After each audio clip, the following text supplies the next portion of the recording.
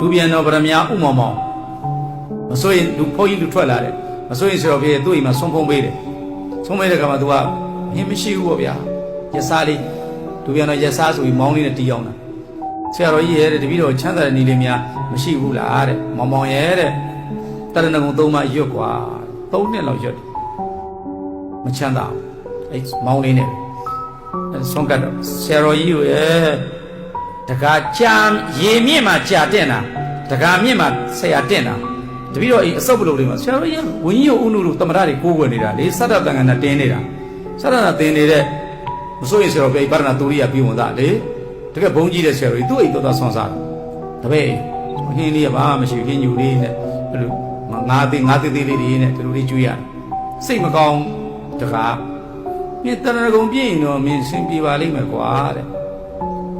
ဒီပြီးတော့ပြည့်နေပြီထင်တာပဲတဲ့ငါတော့မထင်သေးဘူးတဲ့ဆရာကြီးကလို့ပြောတာအဲ့ဒါနဲ့ဆုံးကတ်တာပေါ့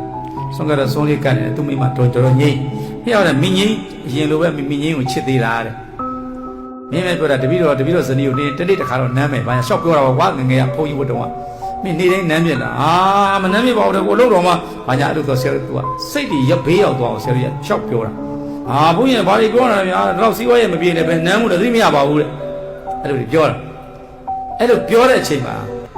ဆရာကြီးကဆက်လိုက်ပုံပေးတယ်အစိုးရဆရာကြီးကဆက်လိုက်မိနဲ့ဘိုက်ကိုမိဘူးကြီးနဲ့ထိုးတယ်အောင်မလေးပူလိုက်တာလို့ပေါ့ဗျာအောင်မလေးဘုရားသခင်ကဆာမင်းပြီးသွားပြီအသွေးတဲ့သားထဲမှာရောက်အဲ့လိုရောက်မှခါတို့ရင်အဲ့လိုထွက်မှအသွေးတဲ့သားထဲမှာရောက်နေပြီတဲ့ဆိုသိမ့်မကြဘူးကြည့်လိုက်လေနိုင်ငံတွေသွားလိုက်ရင်လူရတော်များဥမမောင်ဒေါ်ငိမ့်တို့ကောင်းမှုဇရက်တွေစကစောင်းတွေသူတို့အလှတွေကြီးပဲဘုရားသခင်ကိစ္ဆာမိဓမ္မန္တရဏံကိစ္ဆာမိသံဃန္တရဏံကိစ္ဆာမိနဲ့ချမ်းသာသွားပါတယ်